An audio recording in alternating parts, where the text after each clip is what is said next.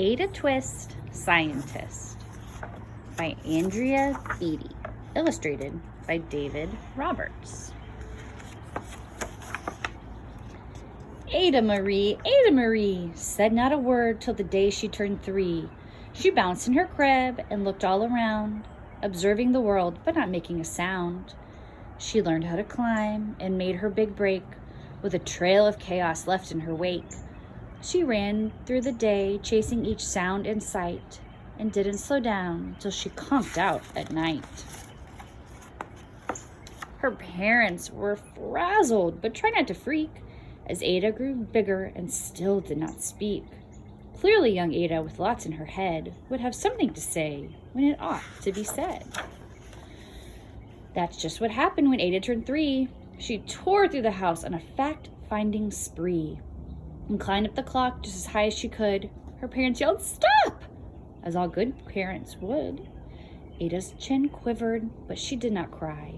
She took a deep breath and simply asked, "Why? Why does it tick and why does it talk? Why don't we call it a granddaughter clock? Why are there pointy things stuck to a rose? Why are there hairs up inside of your nose?" She started with why, and then what, how, and when. By bedtime, she came back to why once again. She drifted to sleep as her dazed parents smiled at the curious thoughts of their curious child, who wanted to know what the world was about. They kissed her and whispered, "You'll figure it out." Her parents kept up with their high-flying kid, whose questions and chaos both grew as she did. Even Miss Greer found her hands were quite full when young Ada's chaos wreaked havoc at school. But this much was clear about Miss Ada Twist: she had all the traits of a great scientist. Ada was busy that first day of spring, testing the sounds that make mockingbirds sing, when a horrible stench whacked her right in the nose, a pungent aroma that curled up her toes. "Zowie!" said Ada, which got her to thinking, what is the source of that terrible stinking? How does a nose know there's something to smell? And does it still stink if there's no nose to tell? She rattled off questions and tapped on her chin. She'd start at the start where she ought to begin. A mystery, a riddle, a puzzle, a quest. This was the moment that Ada loved best. Ada did research to learn all she could of smelling and smells, both the stinky and good. One hypothesis Ada thought could be true. The terrible stink came from Dad's cabbage stew.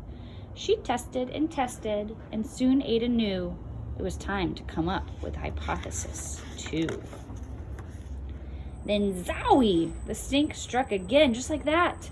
Hypothesis 2, it's caused by the cat. The cat couldn't make such a stink on its own. It needed perfume and some fancy cologne. So young Ada tested. The test was a flop. She started again, but her parents yelled, "Stop! Ada Marie, to the thinking chair now, by the time we count 3. "Enough," said her mother. "That's it," said her dad. Her parents were frustrated, frazzled, and mad. "Why?" Ada questioned. Her mother said, "No." "What?" Ada queried, and her father said, "Go. You've ruined our supper. You've made the cat stink. Enough with your questions. Now sit there and think."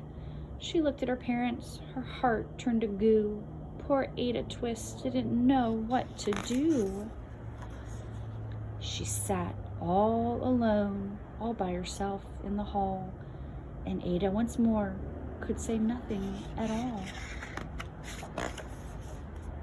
And so Ada sat, and she sat, and she sat, and she thought about science and Stu and the cat, and how her experiments made such a big mess.